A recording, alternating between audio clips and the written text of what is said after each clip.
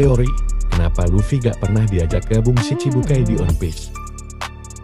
Sebelum dibubarkan, Shichibukai di dunia One Piece adalah bajak laut yang dianggap sebagai kaki tangan pemerintah dunia. Nilai buruan mereka dibekukan. Mereka bisa beraktivitas dengan legal, dan sebagai gantinya mereka harus membantu pemerintah dunia jika mereka dibutuhkan. Biasanya, bajak laut yang naik daun minimal akan ditawari jadi Shichibukai, Buggy saat Marineford misalnya, tapi Luffy tidak. Memang, sebenarnya, kalau pemerintah dunia mencoba mengirim tawaran pun, Luffy pasti akan menolak untuk gabung. Sebagai bajak laut yang sangat menjunjung kebebasan, Luffy tidak akan mau menjadi kaki tangan pemerintah dunia. Tapi tetap saja, unik juga Luffy bahkan tak ditawari. Kenapa ya? Ini kemungkinannya. 1. Salah satu faktornya, lowongan Shichibukai bisa dibilang baru dibuka setelah Crocodile kalah. Mungkin Luffy yang meroket ke 30 juta beli sudah menarik perhatian. Namun saat itu, seluruh Shichibukai masih utuh. Lowongan Shichibukai bisa dibilang baru mulai buka setelah Luffy mulai menjatuhkan satu persatu anggotanya, seperti Crocodile dan Moria. Itu pun, ada juga faktor reputasi, jenis kejahatan, dan juga timing, yang bisa jadi membuat Luffy tak dapat kesempatan ditawari. 2. Ada faktor reputasi dan jenis kejahatan.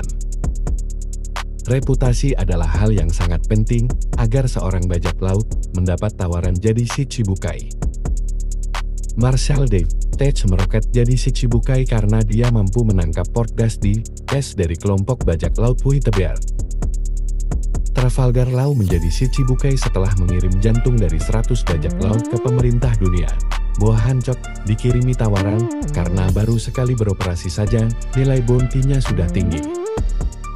Angkatan Laut dan pemerintah dunia akan dengan bangga mengumumkan prestasi-prestasi para bajak laut itu sebagai alat intimidasi ke musuh mereka, sekaligus menunjukkan kalau para bajak laut perkasa itu saja mau tunduk ke pemerintah dunia.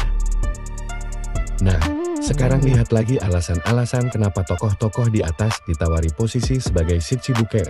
Teach menangkap anak buah seorang Yonko, sehingga baik Angkatan Laut maupun pemerintah dunia merasa dia bisa menjadi sekutu berharga untuk mereka. Law mengambil jantung dari bajak laut, bukannya orang tak bersalah, atau Angkatan Laut, sehingga pemerintah dunia bisa menganggap kalau Law memang ingin mengabdi ke mereka. Lalu ada juga Buggy, yang meski membuat masalah di Marineford, dan merupakan kru dari Goldie Roger, yang dulu sempat diburu untuk dihabisi, tapi tidak benar-benar melakukan tindakan yang bisa dianggap sebagai deklarasi perang ke pemerintah dunia. Dibanding mereka, kasus Luffy lebih unik. 3. Awalnya dinilai kurang penting, lalu mendadak jadi berbahaya. Bounty pertama Luffy adalah 30 juta beli. Ini 10 kali lipat dari rata-rata nilai buruan bajak laut di Es Blue, dan jauh lebih besar dari Arlong, Krieg, dan Buggy, para pemain utama di Lautan Tenang itu saat awal on base. Meski begitu, di saat bounty-nya 30 juta beli ini, Luffy hanya merontokkan penjahat kelas remet, soalnya Es Blue sendiri sering dipandang sebelah mata oleh para bajak laut lain yang sukses mencapai Grand Line. Bila Luffy gabung Shichibukai saat itu juga, namanya pasti dinilai kurang mengintimidasi. Lalu nilai buruan Luffy meningkat jadi 100 juta beli, namun alasan utamanya, karena dia merontokkan Crocodile, tidak disampaikan ke dunia.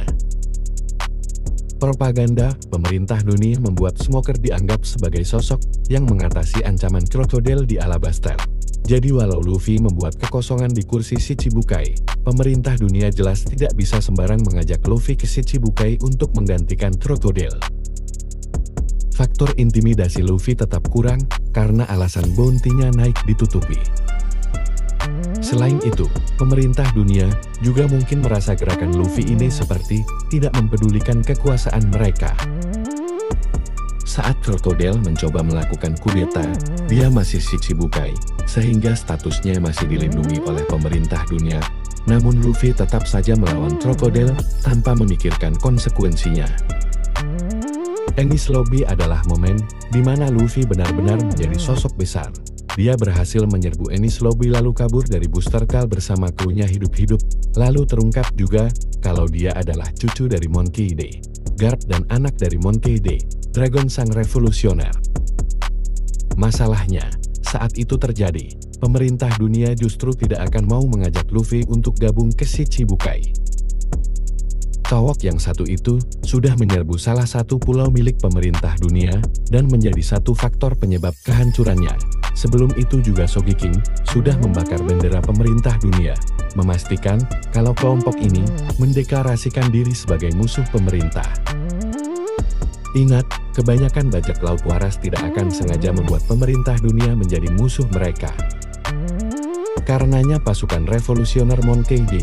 Dragon begitu ditakuti. Saat kriminal biasa hanya mengincar sesama bajak laut atau rakyat tak bersalah, Dragon jelas-jelas mencoba berperang dengan pemerintah dunia. Sejauh ini, walau belum pernah bertemu dengan ayahnya, Luffy berulang kali melakukan hal yang sama. Nah, itu teori kenapa Luffy gak pernah diajak gabung Shichibukai. Setuju gak? Sampaikan di kolom komentar.